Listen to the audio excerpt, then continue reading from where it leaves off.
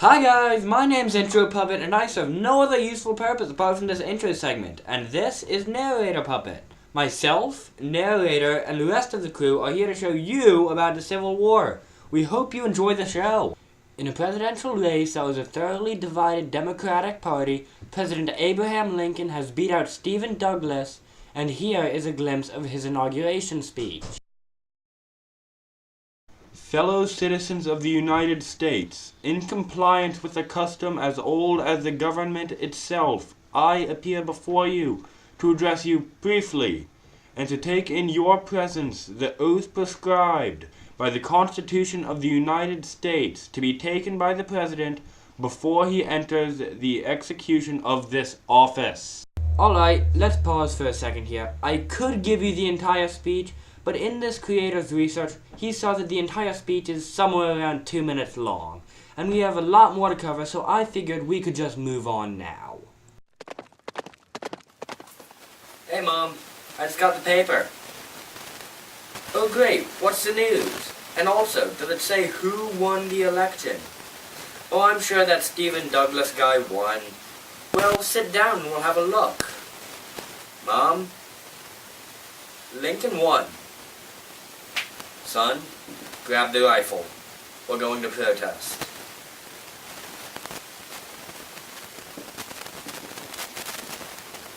Ready, Mom?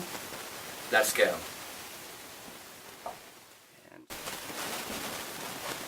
On December 26th, General Anderson and his 85 men moved to Fort Sumter. This threw Southern politicians into fits of anger, and on April 11th, 1861, the South's patience wore out. Move out of the fort or suffer the price. Your men are severely outnumbered. You have no other choice. We will not surrender no matter how outnumbered or outgunned. 3, 2, 1, fire! Hold your fire. We must conserve our ammunition.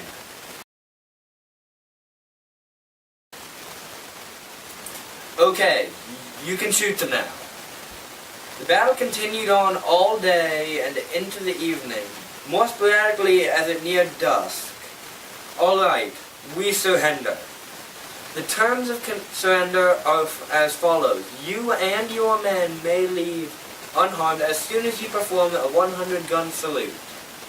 The salute began at 2 o'clock that day, but at 50 guns there was a sudden explosion, killing one of the men and injuring another.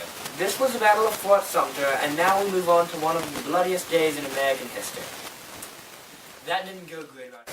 The Battle of Antietam, named after Antietam Creek and fought at Miller's Cornfield, this was the single bloodiest day in American history. Allow us passage, or we will move you with force. If you commit treason to our country, your men are outnumbered 2 to 1. Crack! Flank around back. Ha-ha! Ah!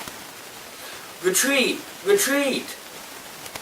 The bodies strewn upon the ground, and almost all of Lee's men wounded, the Confederates were forced to retreat. You know, we could pursue them, but we don't want to risk further loss on our behalf, so let's head back to camp. Thus ends our segment on the Battle of Antietam. The cast and I don't feel that we put enough emphasis on the true violence of this battle though. Over 22,000 people died, and this is truly one of the most tragic days in American history. Our supplies are low, but there's the town of Gettysburg, Pennsylvania ahead. We can stop there for supplies. You shall not pass. The first shots had been fired, but on the first day of fighting, not much happened. Come the second day, the Union took over a fishhook range of hills. On the third day, the most interesting and major event happened. Hey, you and about 12,000 of your colleagues are ordered to charge into the heart of the enemy line and kill the enemy straight from the inside. This was truly one of the most influential battles of the Civil War. There's no true winner of this battle because of the losses suffered on each side. There were so many bodies that there wasn't enough space in Gettysburg to bury them all. The weeks following was sorrowful but uneventful until November 19th, when Lincoln spoke the Gettysburg Address. 77 years ago, our fathers brought forth on this continent a new nation, conceived in liberty and dedicated to the proposition that all men are created equal. Now we are engaged in a great civil war, testing whether that nation, or any nation, so conceived and so dedicated, can long endure. We are met on a great battlefield of that war. We have come to dedicate a portion of that field. Alright, you guys know the rest of the Gettysburg Address, and we're running low on time. And still have 2 questions we need to answer. So, first off, the personal research question. How do the events of the Civil War affect how we view each other and the nation as a whole? We feel that now the North and South have pretty much made up for what happened during the Civil War, apart from a few people who still linger upon the losses suffered by each side.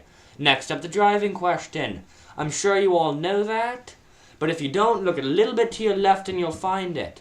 So, I feel like at that time, if you were in the United States, you really couldn't ignore the Civil War while maintaining your values. But, like I said earlier, in this time, both sides have pretty much made up apart for those few. Thank you all for watching!